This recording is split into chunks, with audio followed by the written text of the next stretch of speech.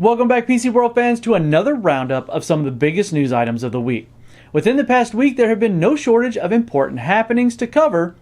There's been a bad situation for a handful of New World gamers who are dealing with dying graphics cards. Microsoft shed some much needed light on who will get to take advantage of direct storage. And to round out the week, we have some news of graphics cards running on unexpected platforms, along with a revival of a classic gaming franchise that has Adam and I quite excited to see what comes of it.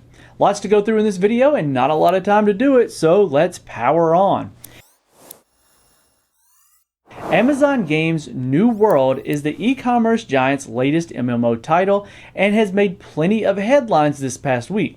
Not because of its world building or gameplay mechanics that are trying to bring something new to the table for the genre, but instead it's because of what's happened to some PC gamers who have taken part in the open beta. What happened, you ask? Well, it turns out a few people had their high-end graphics cards get bricked after attempting to take part in that open beta. What makes it news isn't that it's happening to average folks with RX 580s or GTX 1060s, but it's plaguing those with high-end RTX 3090s, and that one makes this sting just a bit more. The good news is those who have had their EVGA RTX 3090 for the wins bricked from this have supposedly had their replacements already shipped out. So that alone tells us that it wasn't a massive widespread issue, but EVGA didn't disclose how many dead cards were reported outside of saying it was a small handful. What is the exact cause of the dying GPUs isn't 100% confirmed, but the most speculation points to the fact that the game originally had an uncapped frame rate in the menu. This supposedly allowed the graphics cards to go full tilt and possibly overdraw in the menu scenes. Amazon Games has since implemented a patch that adds a frame rate cap to the menus, just in case you want to load this game up. Speaking of loading, Windows Direct Storage is one of the big updates coming to PC soon, and it's quite exciting for gamers out there running high-speed NVMe storage solutions. This is something used by the current Xbox Series X and S consoles for their Velocity storage system, and it allows the system to send data directly to the dedicated VRAM of the graphics card rather than to the system memory, which speeds up the whole process. If you remember, this is also what happens with NVIDIA's RTX I/O. But one of the concerns with Windows Direct Storage is that Microsoft was going to lock it to Windows 11 only and force Windows 10 users to upgrade. Thankfully, that isn't the case. Now Microsoft says that if people want to take advantage of minimal to no load times and heavily reduced texture pop-in, Direct Storage is coming to Windows 10. Either way, it's clear that some PC gamers aren't too keen on Windows 11 at this point, so there's always Linux as an alternative to the future, and NVIDIA seems to be embracing that one heavily. Okay, so if you wanted to ditch Windows, what about x86? Well, that could very well be possible in the future. I'm not too sure how far out that could be, but NVIDIA has given us a taste of what is possible with their latest showcase. Along with Bethesda and Machine Game Studio, NVIDIA has shown off Wolfenstein Youngblood running RTX features on a system powered by a MediaTek Companion 1200 ARM-based CPU and Linux.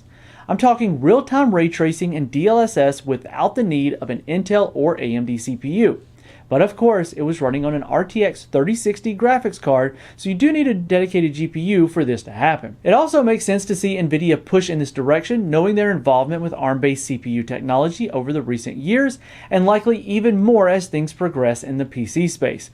But NVIDIA isn't the only ones getting their GPUs running off the x86 path. Don't forget about RISC-V.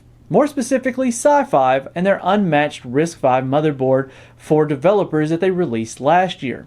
This board is capable of accepting PCIe add-in cards, so why not make that a high-end graphics card?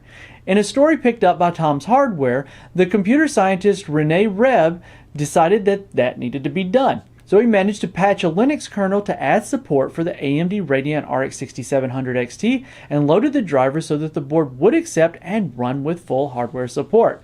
Now he was able to get it up and running to output a display and was also even able to get to render 3D graphics with hardware acceleration. This is no small feat for sure, but I'm not sure that either of those last two topics is quite ready to run what EA has in store. Normally, I'm not too keen in the remake scene. Quite often, it seems like a quick, easy cash grab, but occasionally a Final Fantasy VII remake or Resident Evil 2 remake comes along and proves that it can not only be done right, but with excellence. EA seems to be ready to give remakes a go and has announced that they are remaking one of the greatest survival horror titles, Dead Space. While I won't pretend to be the biggest Dead Space fan out there, since I felt the third game stumbled quite a bit, I do look forward to seeing what the studio can do with modern hardware and a recent version of the Frostbite engine. And with that, I bring this week's chart-topping news to a close. Amazon Games' New World woes are an ongoing affair, so make sure you check out Gordon's article often for updates. Direct storage is not going to be limited to Windows 11, so rejoice if you game from an NVMe drive, which you should be doing. x86 has some real competition coming from ARM if they don't watch it, and RISC-V is proving quite the potent platform. So keep an eye on that one, as I certainly will be, and with the Dead Space remake coming, what more could I say about that? If you enjoyed this week's roundup, hit the thumbs up button and make sure you subscribe to PC World for even more PC hardware and software goodness in the future.